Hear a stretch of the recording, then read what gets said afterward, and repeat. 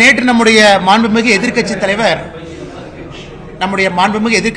ஐயா ராகுல் காந்தி அவர்கள் பாராளுமன்றத்தில் ஒரு சர்ச்சைக்குரிய பேசியிருக்கிறாங்க. என்ன பேசியிருக்காங்கன்னா, நம்முடைய இதற்கு முன்பு ஆர்மியினுடைய சீஃபாக இருந்த ஜெனரல் நாரான்வே அவர்கள் ஒரு புத்தகத்தில் எழுதியிருந்தாங்க. 2020 சைனாவுடைய இன்ஃபென்ட்ரி பிரிகேட் அவங்க மூவ் பண்ணி லடாக் நோக்கி வரும் பொழுது நான் இவங்களுக்கு போன் பண்ணேன், அவங்களுக்கு போன் பண்ணேன்.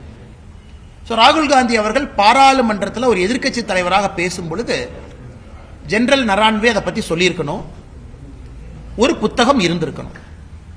அதற்கு அமித்ஷாஜி அவர்கள், நம்முடைய உள்துறை அமைச்சர் அவர்கள் பாராளுமன்றத்திலே பதில் கொடுத்தாங்க. அந்த மாதிரி புத்தகமே இல்லை, அந்த மாதிரி அவங்க எழுதவே இல்லை, அந்த மாதிரி நரான்வே எங்கேயும் சொல்லவே இல்லை.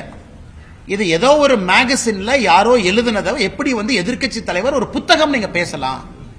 அதே ஒரு குற்றம் பாராளுமன்றத்தில். Because misguiding the parliament of India, misguiding the people of our country. ஆனால் ராகுல் காந்தி அவர்கள் பாராளுமன்றத்தில் நேற்று பேசியது பச்சை பொய், அது எல்லாருக்குமே தெரியும். அது அன்சப்ஸ்டான்சியேட்டட் அன்வெரிஃபைடு அலிகேஷன். அது நாராயண்வே அவர்கள் சொல்லி இருந்தால் பதில் நாங்க சொல்றோம். இல்ல ஜெனரல் அவங்க பப்ளிஷ் பண்ணிருக்கக்கூடிய புக்ல அது இடம் பெற்றிருந்தால் அதற்கான பதிலை நம்முடைய அரசு கொடுப்பதற்கு கடமைப்பட்டிருக்கிறோம், கொடுக்கிறோம். ஆனா 1008 மேகசின்ல 10,000 பேர் எழுதுவாங்க. ஒரு மேகசின்ல வர்ற ஒரு கருத்தையும் நம்ம பதில் சொல்லிட்டு இருந்தா பாராளுமன்றத்தில் இது மட்டும்தான் நம்ம செய்யணும். ஆனால் மாண்புமிகு எதிர்க்கட்சி தலைவர் அவர்கள் நேற்றே பாராளுமன்றத்தில் நம்முடைய கட்சியை சார்ந்த மூத்த தலைவர்கள் அதற்கு பதிலடி கொடுத்தாங்க. நாட்டு மக்கள் முன்பு உண்மையும் வச்சிருக்கோம். இன்னைக்கு இவ்வளவு பேர் நாம் இருக்கோம். ராகுல் காந்தி அவர்கள் சொன்னது உண்மையா இருந்தா இன்னார் அந்த புக்கை நீங்க போட்டிருப்பீங்க, இன்னார் அந்த மேஜரை போய் நீங்க இன்டர்வியூ பண்ணிருப்பீங்க, இன்னார் அந்த மேஜர் ஜெனரல் இன்னார நீங்க இவ்வளவு விஷயம் சொல்லியிருப்பீங்க. எதுவுமே இல்லை, ஒரு பச்சை பொய்ய பாராளுமன்றத்தில் சொல்றாங்க.